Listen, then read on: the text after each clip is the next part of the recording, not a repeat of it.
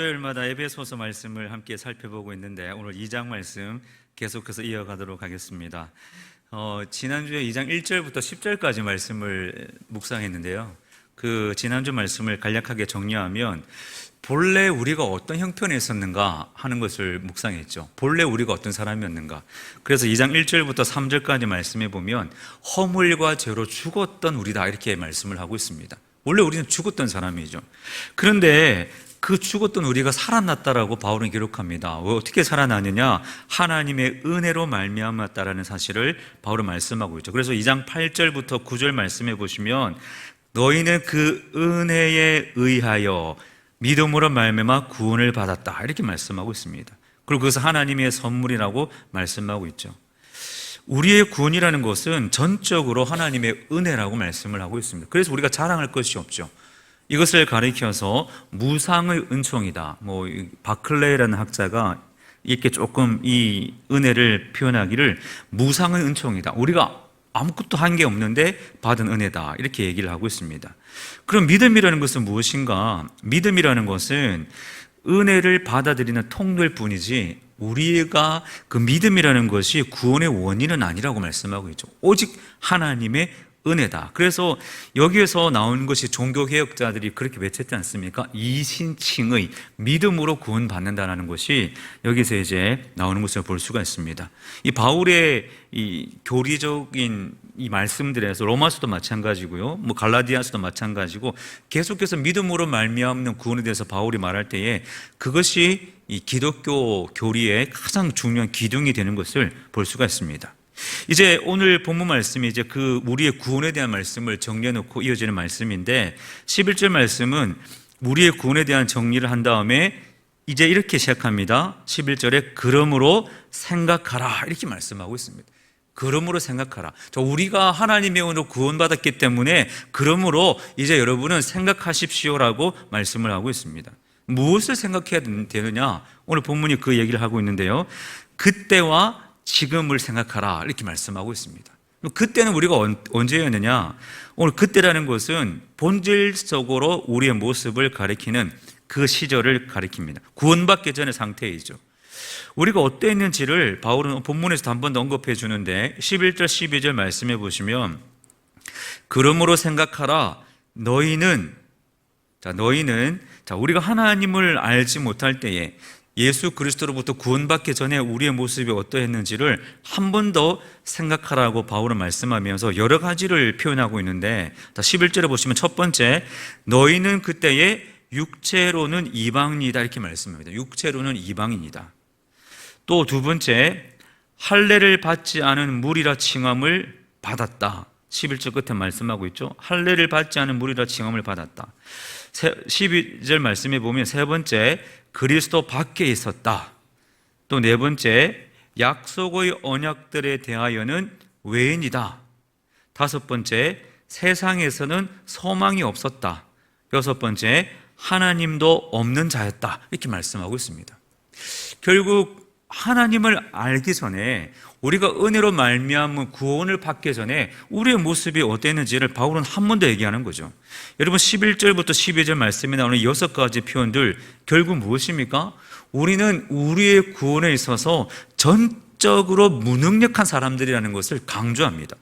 즉 은혜 없이는 절망뿐인 존재가 바로 우리라는 것을 말씀하고 있죠. 하나님 없는 자, 세상에서 소망이 없는 자.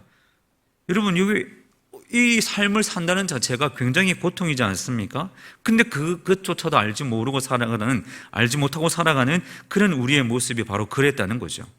그런데 그때는 그랬는데 지금은 어떠냐는 거죠. 지금은 어떤가? 다시 11절 말씀해 보면 너희는 그때에 이렇게 말씀했죠. 그런데 그때의 그 모습이 지금은 바뀌었다는 겁니다. 지금은 달라졌다는 거죠. 그러면 지금은 어떤 모습인가? 어떻게 달라졌느냐? 13절 말씀이 어떻게 시작합니까? 이제는 이렇게 시작합니다. 이제는. 그때는 그러했는데 이제는 다르다는 거죠. 자, 13절 말씀해 보시면 전에 멀리 있던 너희가 그리스도 예수 안에서 그리스도의 피로 가까워졌느니라. 자, 이제는 우리가 어떤 존재가 되었습니까? 하나님과 그리스도와 가까워졌다. 하나님과 가까워진 존재가 되었다라고 말씀하고 있습니다. 11절 12절 말씀, 그때의 그 모습으로는 하나님과 완전히 분리된 모습이었는데 이제는 아니라는 거죠.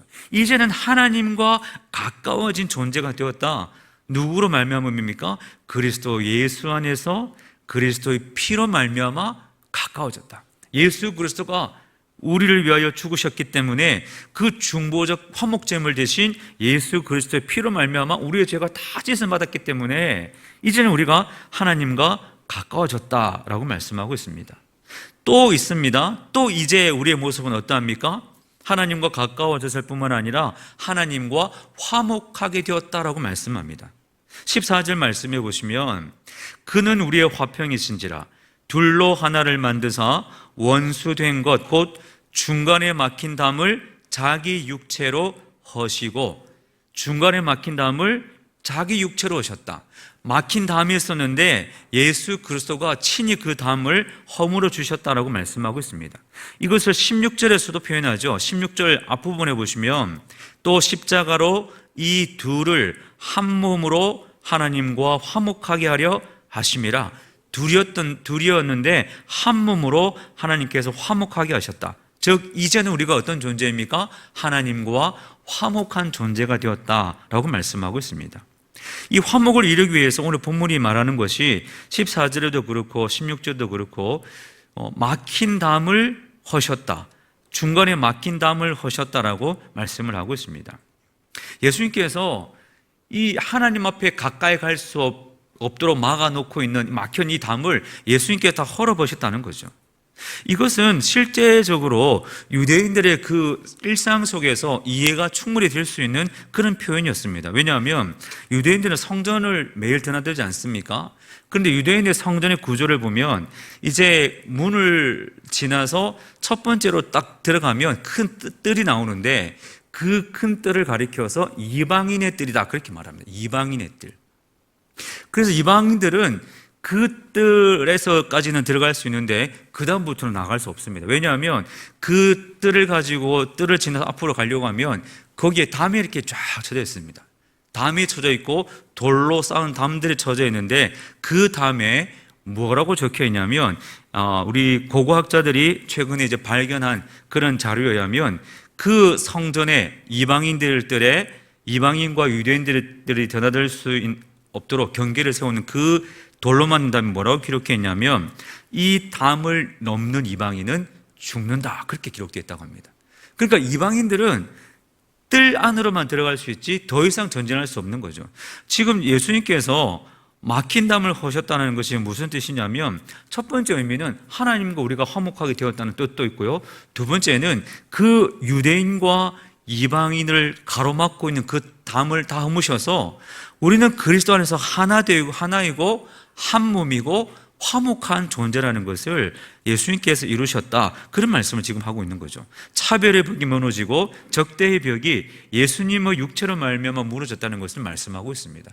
그래서 막힌 담을 허셨다, 화목하게 되었다는 것은 하나님과의 우리의 화목뿐만 아니라 이웃과의 화목, 다른 이웃 사람들과의 화목도 함께 포함하는 그 화목을 주님께서 이루셨다고 말씀하고 있죠. 그래서 로마서 1장 16절 말씀에 보면 내가 복음을 부끄러워하지 아니하노니 이 복음은 모든 믿는 자에게 구원을 주시는 하나님의 능력이 됩니다. 먼저는 유대인이요 그리고 헬라인에게로다. 유대인과 이방인도 하나님 안에서 예수 그리스도의 그 역사 안에서 십자가 안에서 화목을 이루는 존재들이 되었다라는 것을 바울은 계속해서 말씀을 하고 있습니다. 그래서 예수님 안에서 우리는 다 하나라는 거죠.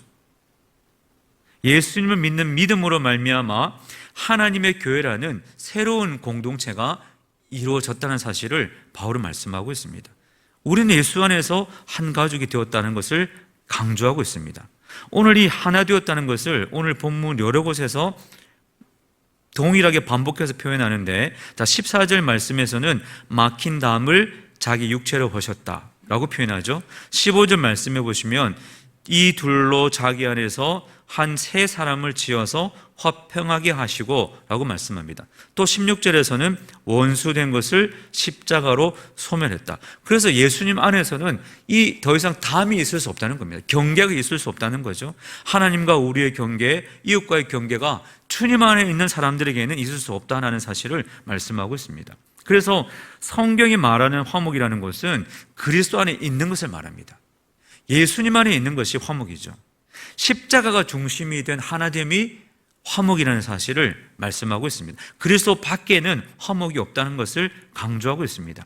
우리 모두는 예수님이라는 공통 분모를 가진 사람들이죠. 그리고 예수님 안에서 우리 모두가 다 하나라는 것을 말씀하고 있습니다. 오늘 바울이 강조하는 것은 이제 우리가 어떤 존재냐? 예수님의 화목제물 되심으로 말미암아 하나님과 우리도 화목되었고, 우리가 이웃들과도 하나 화목되었고, 우리는 예수님 안에서 다 하나의 공동체라는 사실을 바울은 이 에베소에서 강조를 하고 있는 것입니다. 그러므로 이 말씀 앞에서 우리가 우리 신앙을 어떻게 적용할 수 있을까요? 우리는 예수님이 허무신 경계를 다시 세워서는 안 된다는 말씀입니다. 예수님이 허무셨는데 다시 싸우려 해서는 안 된다는 거죠. 사람들과의 구분을 짓고 선을 그으면서 이 주님이 허무신 다음을 우리가 다시 쌓는다면 그것은 하나님 앞에서 합당한 것이 아니라는 거죠. 우리 공동체 안에서 예수님께서 이루어주신 그 화목을 함께 이루면서 주님 은혜를 나누고 서로 화목하고 서로 하나 되는 그 은혜를 우리 안에서 누릴 때에 그것이 바로 예수님을 믿는 믿음의 삶이라는 것을 우리는 꼭 기억하며 나아가야 할 것입니다. 그런데 오늘 본문 말씀에 보면 이렇게 화목하게 하신 목적이 있습니다. 예수님 안에서 하나 되게 하신 목적이 있죠. 17절 말씀해 보시면 또 오셔서 먼 데 있는 너희에게 평안을 전하시고 가까운 데 있는 자들에게 평안을 전하셨다, 이렇게 말씀하고 있습니다. 평안이라는 단어가 나옵니다. 우리를 화목하게 하신 목적이 무엇인가? 평안을 주시기 위함이다. 그리고 그 평안을 나누도록 하기 위함이라고 말씀하고 있습니다. 우리를 하나 되게 하신 목적, 막힌 담을 허셔서 하나 되게 하신 목적, 그리스도를 믿음으로 우리가 평안을 누리고 그 막힌 담을 통하여서 화목을 이룬 다음에 그 화목을 누군가에게 전하는 것이 바로 예수님께서 우리를 화목으로 부르신 목적이다라고 말씀하고 있습니다. 그래서 이 말씀을 이어서 고린도후서 5장 말씀에 보면 이 예수님이 이 바울이 전하고 있는 이 말씀을 고린도에서는 어떻게 연결을 시키고 있느냐? 고린도서 5장 18절 19절 말씀해 보시면 우리에게 화목하게 하는 직분을 주셨다, 이렇게 말씀하고 있습니다. 화목하게 하는 직분. 우리의 직분이 무엇이라고요? 화목하게 하는 직분이다. 우리 모두는 다 화목하게 하는 직분을 받았다라고 말씀하고 있습니다. 고린도서 5장 19절 말씀에 보면 화목하게 하는 말씀을 우리에게 부탁하셨다, 이렇게 말씀을 하고 있습니다. 우리는 그리스도 안에서 막힌 담이 다 허물어진 사람들입니다. 우리는 다 화목을 이룬 성도들이죠. 우리가 삼명교회라는 울타리 안에서 더 화목을 이루어가지 않습니까? 이게 주님의 뜻인 거죠. 그리고 이 화목을 다른 사람들에게 전하는 것 또한 우리가 감당해야 될 우리가 사명이요 우리의 직분이다 라고 말씀하고 있죠. 그래서 우리는 이 말씀 앞에서 우리가 적용할 수 있어야 됩니다. 나는 화목의 통로다. 이것을 우리가 기억해야 됩니다. 우리 교회는 화목의 통로가 되어야 된다 하는 것을 우리는 우리 삶 속에서 적용해야 할 것입니다. 우리를 통해서 하나님과의 화목을 이루는 사람이 있다면 굉장히 귀한 일이죠. 이 화목이라는 단어가 쉽게 말하면 복음을 전한다고 똑같은 말입니다. 예수 그리스도의 복음을 전하면 그 복음을 영접한 사람이 어떻게 됩니까? 하나님의 자녀가 되고 하나님과 화목을 이루는 거죠. 오늘 본문에서 화목해야 하라, 화목을 전하라는 것은 결국 같은 맥락이죠. 복음을 전해서 전도를 하고 그들이 예수 그리스도를 영접해서 하나의 공동체, 한몸된 공동체를 이루고 서로 화목하게 하는 그 삶을 살도록 하라는 그 말씀이 이 바울의 말씀인 것입니다. 그래서 그 다음에 우리가 생각할 것이 무엇인가? 그래서 우리는 교회의 사명에 대해서 생각하셔야 됩니다. 교회의 사명. 여러분, 교회의 사명이 무엇입니까? 화목을 전하고 화목을 이루는 것이 교회의 사명입니다. 우리는 세상 가운데 화목을 전해야 됩니다. 지금 우리 사회가 굉장히 어려움을 겪고 있습니다. 우리가 지난 주일날 서명하신 분들 계시는데요. 이 동성애자들 그들이 그 인권이라는 이름으로 자기들의 뜻을 펼치려고 하고 있지 않습니까? 사회 질서를 무너뜨리고 창조 질서를 무너뜨리는 행동이죠. 이런 것들이, 이런 모습들이 사회에 그냥 일어나고 있습니다. 우리 코로나를 겪으면서 많은 이단들이 실체가 드러났죠. 신천지가 드러났죠. 최근에는 또 통일교 이런 일들이 계속해서 뉴스를 통해서 사람들에게 알려지지 않았습니까? 그런데 이단이 드러나는 것은 좋은 일이지만 안 믿는 사람들의 입장에서 보면 기독교도 통일교도 신천지도 종교라는 울타리로 하나를 묶어서 보는 경향이 있습니다.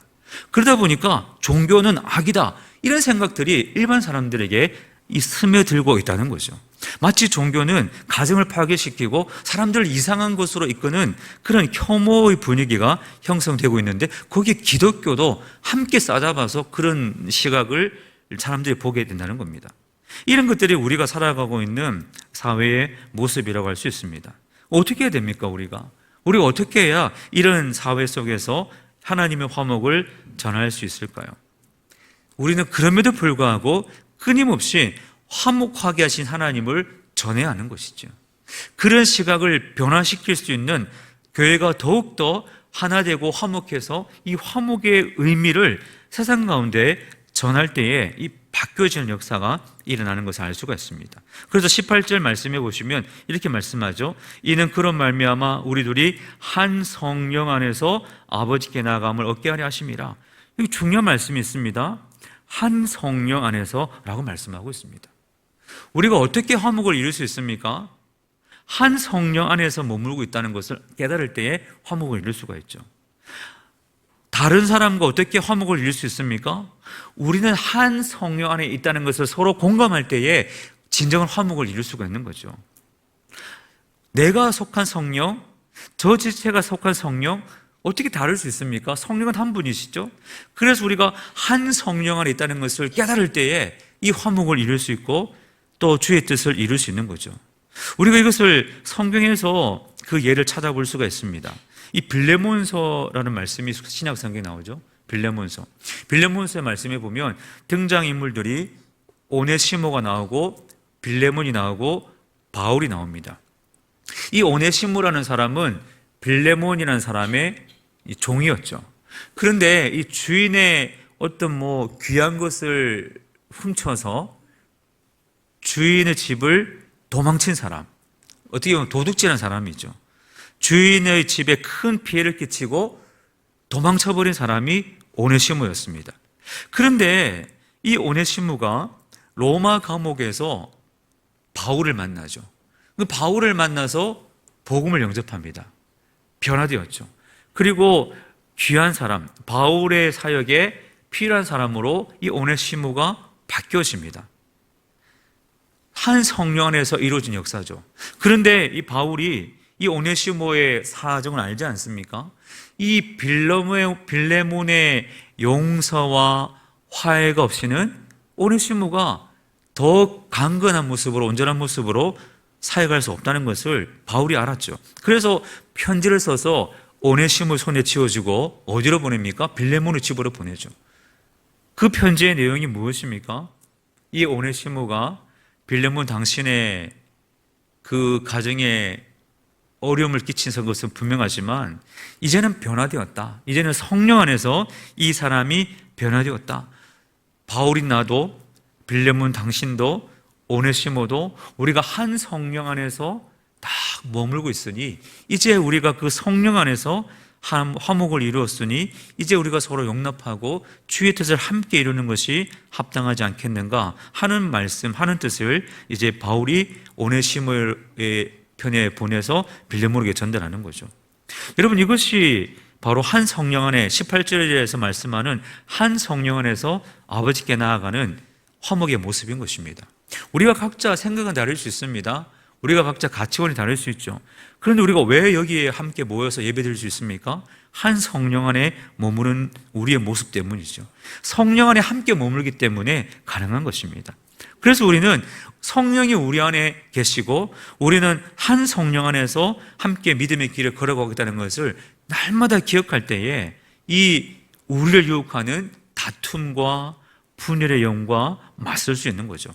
사탄은 우리에게 끊임없이 분열과 다툼을 일으킵니다. 이 분열과 다툼은 본질과 비본질의 문제일 수 있습니다. 여러분, 본질은 무엇입니까? 우리 기독교에서 본질은 무엇인가요? 변하지 않는 진리죠. 바꿀 수 없는 진리입니다. 무엇이 있습니까? 예수 그리스도를 말미암아 구원받는다. 이것은 무엇과도 양보할 수 없는 본질이죠. 하나님께서 천지를 창조하셨다? 성경의 진리죠. 이 진리를 다른 진리와 바꿀 수 있습니까? 바꿀 수 없습니다. 비본질은 무엇인가요? 본질이 아닌 것들, 때로는 양보할 수 있고 때로는 타협할 수 있고 때로는 의논을 통해서, 회의를 통해서 변동 가능한 것들이 있습니다. 교회 안에 그런 것들이 있죠. 어떤 것들이 있습니까? 교회 안에 우리가 1년에 성찬식을 몇 번 해야 합니까? 한 번 해야 됩니까? 달마다 해야 됩니까? 이것은 성경에 기록되지 않은 비본질적인 문제입니다. 그런데 만약에 교회 안에서 성찬식은 1년에 5번 해야 됩니다, 이렇게 주장하는 분이 계시는데, 또 한편으로는 성경에 그런 말이 어디 있느냐, 그냥 절기 때만 해서 뭐 사순절, 부활절, 맥주감사절, 추수감사절 3번만 해도 되지 않느냐, 이렇게 서로 의견이 맞서서 서로 다투게 된다면 이건 기뻐하는 것이 아니라는 거죠. 성령 안에서 하나 된 모습이 아니라는 겁니다. 그래서 비본질적인 문제에 대해서는 우리가 양보할 수 있어야 되고 또한 용납할 수 있어야 되고 서로를 존중할 수 있는 모습이 필요하다는 거죠. 교회 안에서의 갈등이 나는 거에 본질적인 문제 가지고 갈등이 잘 일어나지 않습니다. 대부분은 이 비본질적인 문제 때문에 일어나는 거죠. 이것을 조금 더 쉽게 생각해 보면, 쉽게 설명하면, 우리가 가족들이 식사할 때가 있지 않습니까? 가족들이 이제 외식을 하려는데 외식을 하려는 가족 그 계획은 굉장히 좋습니다. 그런데 그 다음 문제가 무엇입니까? 아빠는 짜장면, 엄마는 김치찌개, 아이는 돈가스. 이렇게 되면 어떻게 될까요? 무엇을 먹을까 하는 비본질적인 문제 때문에 싸우기 시작한다는 거죠. 그러면 진짜 본질은 무엇인가요? 가족 식사라는 본질적인 문제를 이 비본질적인 문제로 다투다 보니까 그냥 때려쳐, 이렇게 되는 거죠. 이게 교회 안에서도 아주 간단한 예화였지만 우리 교회 안에서 이렇게 이룰 수 있다는 겁니다. 메뉴보다 더 중요한 가치가 무엇입니까? 함께 어울린다는 거죠. 그런데 사탄은요, 이 비본질적인 문제를 가지고 자꾸 성도들을 유혹합니다. 자꾸 건드리는 거죠. 우리가 이것을 가지고 분별력을 가지고 진리 안에서 맞설 수 있는 지혜가 필요한 겁니다. 그리고 성령 안에서, 한 성령 안에서 단단히 우리가 하나됨을 이루고 있을 때에 이러한 문제들을 극복하면서 건강한 교회를 세워갈 수가 있는 것이죠. 그런 차원에서 우리 교회가 세워갈 교회 모습이 마지막으로 묵상할 내용입니다. 우리가 세워가야 할 교회 모습은 어떤 교회입니까? 오늘 20절에서 22절 말씀에 요약하고 있습니다. 이제 화목을 이루어서 화목하게 하는 직분을 감당하고 이 화평을 전해야 하는 우리 교회가 어떻게 세워져 가야 되는가? 지금도 그렇지만 앞으로도 마찬가지라는 거죠. 첫 번째, 20절 하반절 말씀해 보시면 예수께서 친히 모퉁이 돌이 되셨느니라 말씀하고 있습니다. 우리가 세워가야 할 교회의 모습, 첫 번째 교회의 모습은 교회의 기초가 예수 그리스도라는 것입니다. 교회의 기초가 예수 그리스도다. 여러분, 모퉁이 돌이 무엇입니까? 건물 전체의 방향을 설정하는 거죠. 건물 전체의 안정성을 결정하는 핵심이 모퉁이 돌입니다. 그런데 예수 그리스도가 기초가 되지 않으면 교회는 흔들 수가 있는 거죠. 교회의 본질은 예수님께 의존하는 것입니다. 예수 그리스도가 교회의 기초석이 되어야 한다는 거죠. 그래서 바울이 강조하는 것이 있습니다. 오늘 본문에도 여러 가지 나오는데 예수 그리스도 안에서, 주 안에서, 주님 안에라는 말을 굉장히 많이 했습니다. 모퉁이 돌이 바로 그런 말씀이죠. 우리 교회는 항상 그리스도에 기초하여 세워져 가야 된다. 이것을 우리가 기억해야 할 것이고요. 두 번째로 교회는 어떻게 지어져 가야 되느냐? 21절 말씀에 보면 성전이 되어가고 이렇게 말씀하죠. 22절에도 함께 지어져 가느니라 이렇게 말씀하고 있습니다. 진행형이라는 단어를 쓰고 있습니다. 교회는 계속 지어져 가는 겁니다. 이 땅의 교회는 계속 지어져 가는 중이죠. 이 땅에 완벽한 교회가 있습니까? 없습니다. 이 땅에 완벽한 교회는 없습니다. 그냥 오직 우리는 지어져 가는 교회이죠. 지어져 가는 진행형의 교회들 뿐입니다. 그래서 우리는 교회의 모습을 보면서 교회가 뭐 왜 이럴 수 있어? 그렇게 말할 수 있는 상황이 있을 수 있지만 그렇게 말해서는 안 되는 거죠. 왜 그렇습니까? 완벽한 교회가 없기 때문에, 우리는 지어져 가는 존재이기 때문에. 성도들에게도 마찬가지입니다. 우리가 성도들 보면서, 우리 옆에 있는 지체들 보면서 왜 그렇게 믿음 생활을 하느냐, 왜 그렇게 수준이 그렇게 되느냐, 이렇게 말할 수 있는 여지는 보이지만 그렇게 말해서 안 된다는 거죠. 왜 그렇습니까? 누구나 다 지어져 가는 존재이기 때문이죠. 누구나 다 완성을 향하여 나아가고 있는 존재이기 때문입니다. 그래서 이러한 우리의 신앙의 여정을 성경은 뭐라고 교리적으로 어떻게 얘기합니까? 성화다, 이렇게 성화되어져 가는 과정이죠. 성화는 완성 단계가 아닙니다. 성화 다음에 무엇이 있습니까? 영화가 있죠. 영화. 이 영화의 단계에 이르기까지 계속 성화의 길을 걸어가는 그 과정 중에 있는 사람이 바로 성도요, 우리 교회라는 겁니다. 그래서 우리는 용납할 수 있어야 되고, 이해해 줘야 되고, 사랑해 줘야 되고, 품어 주어야 하는 것이죠. 오늘 우리 교회가 바로 그런 모습을 이루어가야 할 것입니다. 세 번째로 교회는 어떻게 되느냐, 어떻게 지어져 가야 되느냐, 22절 말씀에 보면 성령 안에서 지어져 가야 된다 말씀하고 있습니다. 성령을 의지함으로 성령 안에서 지어져 가야 된다. 교회는 철저하게 성령을 의지하는 방식으로 나가야 됩니다. 그래서 여러분, 늘 성령 하나님의 도우심을 구하시기 바랍니다. 우리 교회가 성령 하나님의 은혜 속에 머무는 교회 될 수 있도록 기도하셔야 됩니다. 그래야 우리 교회가 하나님 기뻐하시는 교회로 세워지는 것이죠. 마지막으로 22절 말씀해 보시면 하나님이 거하실 처소가 되기 위하여 이렇게 말씀하고 있습니다. 우리 교회는 하나님이 주인이시죠. 하나님이 거하실 처소가 된다는 것은 하나님의 뜻이 가장 우선시 되고 중요하게 여겨져야 된다, 그런 뜻입니다. 우리 교회, 우리 대구 3년교회를 통하여서 하나님의 뜻이 이루어지고 하나님께서 영광 받으시고 하나님의 진리의 말씀이 우리를 주장하고 우리 교회를 통하여 흘러간다면 그것이 바로 하나님께서 영광 받으시는 교회의 모습인 것이죠. 우리 교회가 하나님의 영광 받으시는 교회, 하나님의 은혜가 증거되는 교회가 되을 수 있기를 바랍니다. 우리 교회의 모습을 한번 우리 생각해 보십시오. 이제 오늘 이 본문 앞에서 우리 교회의 모습을 한번 돌아보아야 할 것입니다. 우리 대구 3년교회는 어떤 교회입니까? 화목한 교회죠. 우리는 지금까지 이룬 화목을 앞으로도 더 단단히 다져가고 세워가야 할 것입니다. 그리고 두 번째는 우리는 성령 안에 함께 지어져 가고 더 하나님께서 기뻐하시는 교회로 세워져 가야 할 것입니다. 제가 계속 교회를 이렇게 출퇴근하면서 우리 성전 짓고 있는 그 길을 제가 계속 걷고 있는데 매일매일 많은 그 공사 차량이 드나들고 이렇게 조금씩 달라지는 모습을 제가 계속 보고 있습니다. 이 지어져 가고 있는 것을 참 보게 되면서 이 교회가 지어져 가는 것이 이렇게 기쁜 일이구나 하는 것을 제가 느끼고 있거든요. 여러분, 하나님께서 기뻐하는 것이 무엇일까요? 우리가 성령 안에서 하나 되어서 그 하나됨을 이루고 하나님께서 기뻐하시는 교회를 우리가 지어져 가는 것, 우리 눈에 보이는 교회뿐만 아니라 우리 모든 성도님들이 하나 되어서 함께 몸된 교회를 세워갈 때에 하나님께서 그것을 가장 기뻐하시는 것이죠.